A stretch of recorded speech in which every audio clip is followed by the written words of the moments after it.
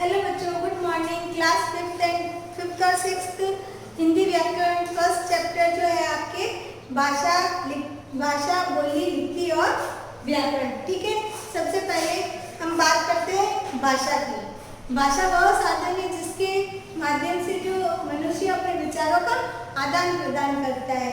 मैं आपको बोल रही हूँ, समझा रही हूँ, आप सुन रहे हो, तो ये भाषा के माध्यम से ही है।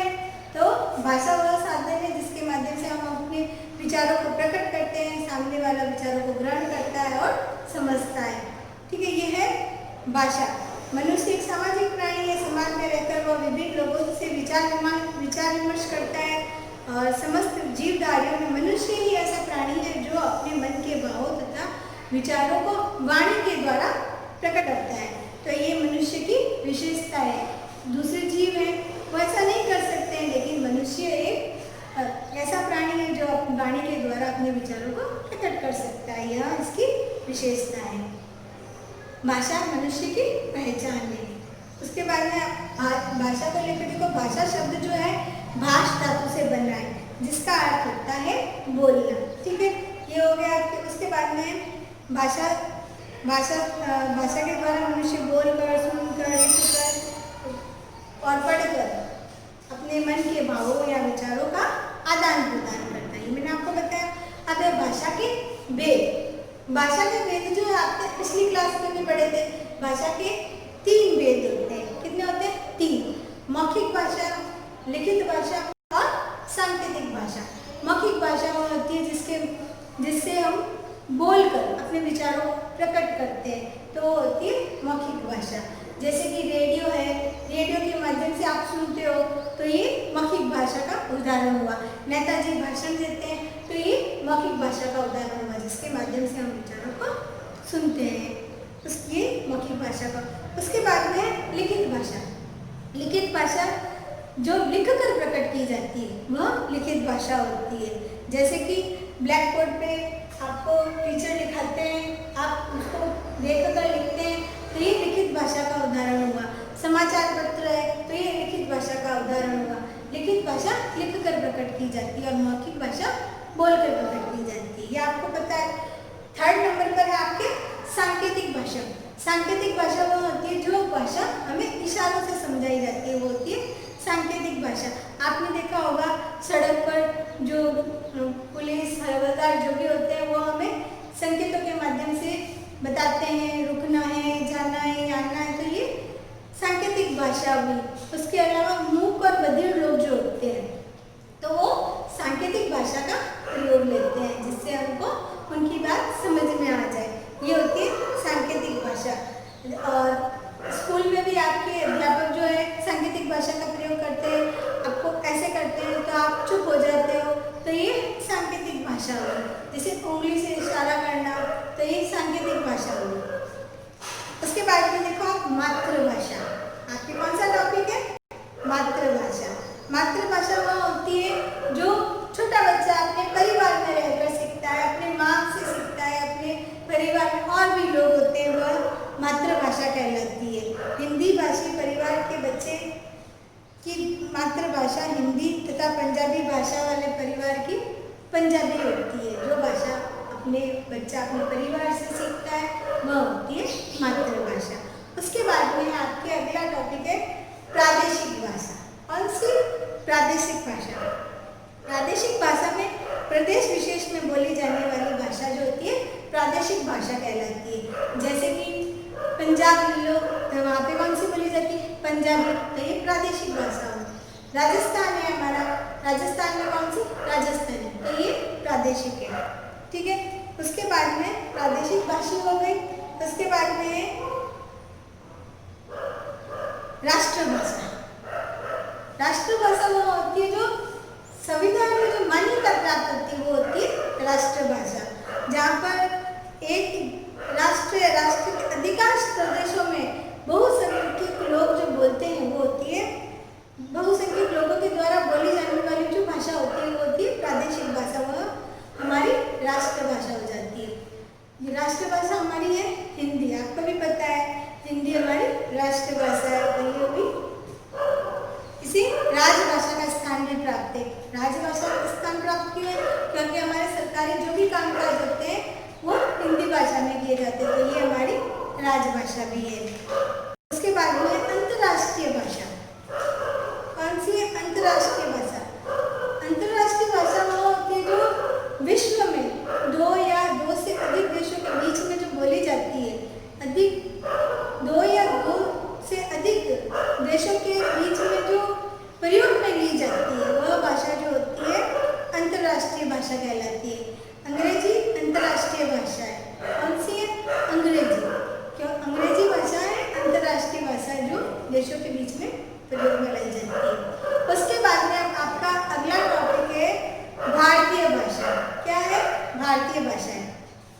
भारतीय भाषा है, बहुत सारी भारतीय भाषाएं हमारी। इसमें है संस्कृत। संस्कृत भाषा जो है हमारी सबसे प्राचीनतम भाषा, सबसे पुरानी भाषा जो है संस्कृत है। संस्कृत भाषा में हमारे वेद, पुराण, उपनिषद जो भी है हमारे संस्कृत भाषा में ही लिखे गए हैं। भारत में और भी अन्य भाषाएं बोली जाती है, जैसे पंजाबी, मराठी, असमिया, गुजराती, बंगला, तमिल, तेलुगु, मलयालम, उड़िया, कश्मीरी, ये सारी भाषाएं हमारे भारत में बोली जाती है। ठीक, उसके बाद में आपके टॉपिक आता है बोली। क्या आता है? बोली। बोली बोली बोली का जो क्षेत्र जो होता है सीमित होता है। भाषा का क्षेत्रीय रूप बोली कहलाता है। भाषा की अपेक्षा बोली का क्षेत्र सीमित होता है, क्योंकि यह क्षेत्र विशेष में ही बोली जाती है। अब देखो भाषा और बोली में अंतर। भाषा का रूप जो होता है, क्षेत्र जो होता है विस्तृत होता है। भाषा का क्षेत्र विस्तृत होता है, बहुत ही बड़ा होता है, लेकिन बोली का क्षेत्र सीमित होता है। वह स्थानीय अलग अलग जगह में बोली जाती है। क्षेत्रीय रूप होता है इसका। प्रभाव क्षेत्र भाषा की अपेक्षा सीमित होता है। भाषा की अपेक्षा इसका प्रभाव सीमित होता है, लेकिन भाषा का रूप जो होता है विस्तृत होता है। अब देखो सेकंड इसका, भाषा में साहित्य की रचना होती है। भाषा में साहित्य रचा जा सकता है, लेकिन बोली में साहित्य नहीं रचा जाता है। उसके बाद में आपके भाषा का प्रयोग सरकारी कामकाज में किया जाता है। भाषा का प्रयोग सरकारी कामकाज में किया जाता है, लेकिन बोली का प्रयोग सरकारी कामकाज में नहीं होता है। ठीक है, उसके बाद में आपके अगला टॉपिक है लिपि। क्या है? लिपि। प्रत्येक भाषा में लिखने के कुछ चिन्ह निश्चित किए जाते हैं, वह कहलाते हैं लिपि कहलाते हैं। हर भाषा के अलग अलग चिन्ह होते हैं, तो वो चिन्ह लिपि कहलाते हैं। संसार की विभिन्न भाषाएं अलग अलग लिपियों में लिखी जाती है, लेकिन परंतु यह आवश्यक नहीं है कि हर भाषा की लिपि अलग हो। हमारे हिंदी और संस्कृत की लिपि सेम है, देवनागरी, दोनों की लिपि। संस्कृत और मराठी भी देवनागरी लिपि में लिखी जाती है। पंजाबी की लिपि गुरुमुखी है, उर्दू की फारसी, अंग्रेजी की रोमन। तो हर भाषा की अलग अलग लिपि होती है, लेकिन हिंदी और संस्कृत की लिपि देवनागरी है। ठीक है, उसके बाद में है आपके व्याकरण। व्याकरण वह शास्त्र है जो हमें शुद्धता के नियम सिखाता है। क्या है? व्याकरण है, हमें शुद्धता के नियम सिखाता है। शुद्ध बोलना, शुद्ध लिखना, शुद्ध पढ़ना, ये सब हम किसके माध्यम से सीखते हैं? व्याकरण के माध्यम से सीखते हैं। या फिर लास्ट टॉपिक है व्याकरण। व्याकरण के माध्यम से ही हम सब कुछ सीखते हैं, सिखाया जाता है। व्याकरण के विभाग अलग अलग हैं। इसमें 3 विभाग बताए गए हैं। 3 विभाग या अंग भी कहते हैं। 3 विभाग में सबसे पहला है आपके वर्ण विचार।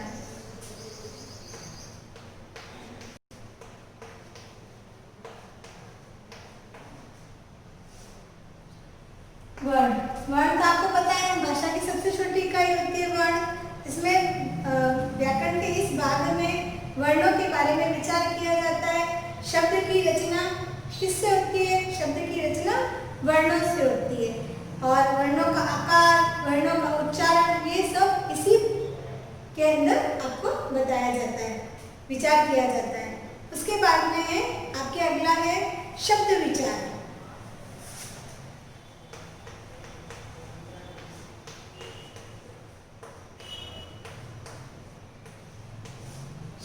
विचार।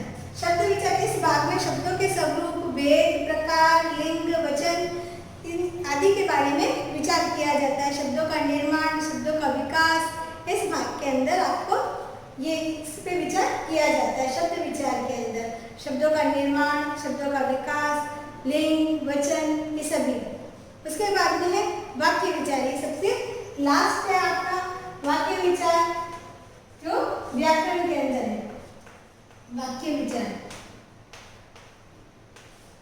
वाक्य विचार में व्याकरण के इस भाग में वाक्यों की रचना, प्रकार आदि की जानकारी प्राप्त की जाती है। वाक्यों की रचना और वाक्य का प्रकार आदि की, वाक्य को क्रमबद्ध समूह में, क्रमबद्ध समूह में रखना, जिससे आपको पूरी बात अच्छे से समझ में आ जाए। अगर वाक्य जो है सही क्रम में नहीं हो तो आपको वह बात अच्छे से समझ में नहीं आएगी। नहीं है इसमें वाक्य विचार के अंदर आपको सभी की जानकारी प्राप्त की जाती है। ये हमारे व्याकरण का लास्ट टॉपिक था। ये आपके चैप्टर हो गया फिनिश। एक बार फिर से बताती हूँ। भाषा है सबसे पहले आपका, भाषा के भेद मैंने बताए, मौखिक भाषा, लिखित भाषा और सांकेतिक भाषा। उसके बाद में मैंने बताया मातृभाषा के बारे में। आपको जो बच्चा अपने माँ परिवार में सीखता है वह मातृभाषा कहलाती है। उसके बाद में है प्रादेशिक भाषा, जो प्रदेश विशेष में बोले जाने वाली भाषा प्रादेशिक भाषा कहलाती है। जैसे पंजाब में पंजाबी, राजस्थान में राजस्थानी। उसके बाद में राष्ट्रभाषा, जो संविधान में मान्यता प्राप्त भाषा, जो अधिकांश प्रदेशों में बहुसंख्यक लोग जो बोलते हैं, प्रयोग में लाते हैं, वह भाषा बोली जाती है, समझी जाती है, वह राष्ट्रभाषा कहलाती है। और हमारी राष्ट्रभाषा हिंदी है। उसके बाद में अंतर्राष्ट्रीय भाषा, विश्व में 2 अथवा 2 से अधिक राष्ट्रों द्वारा प्रयोग में लाई जाने वाली भाषा अंतर्राष्ट्रीय भाषा है। उसमें हमारी हिंदी अंग्रेजी अंतर्राष्ट्रीय भाषा है। उसके बाद में है भारतीय भाषा है। भारतीय भाषा हमारे भारत में बहुत सारी भाषाएं बोली जाती है। संस्कृत, पंजाबी, मराठी। संस्कृत जो है हमारी प्राचीनतम भाषा है। और भी बहुत सारी भाषाएं हैं, असमिया, गुजराती, बंगला, तमिल, तेलुगु, मलयालम। उसके बाद में आपके टॉपिक था बोली। बोली जो है, बोली का क्षेत्रीय रूप जो होता है सीमित होता है। और भाषा बोली में भी मैंने आपको अंतर बताया है। भाषा का रूप विस्तृत होता है और बोली का सीमित होता है। उसके बाद में आपके टॉपिक था लिपि। लिपि भाषा को लिखने के जो कुछ चिन्ह जो निश्चित किए जाते हैं वह लिपि कहलाते हैं। हर भाषा की अलग अलग लिपि होती है, लेकिन संस्कृत और हिंदी की लिपि देवनागरी है। लास्ट था आपके व्याकरण। व्याकरण के 3 अंग थे जो मैंने आपको बताया। ठीक है, यही आपका चैप्टर फिनिश होता है। उसके बाद में जो अभ्यास कार्य है हम जो है अगले वीडियो में करेंगे। ठीक है, थैंक यू बच्चों।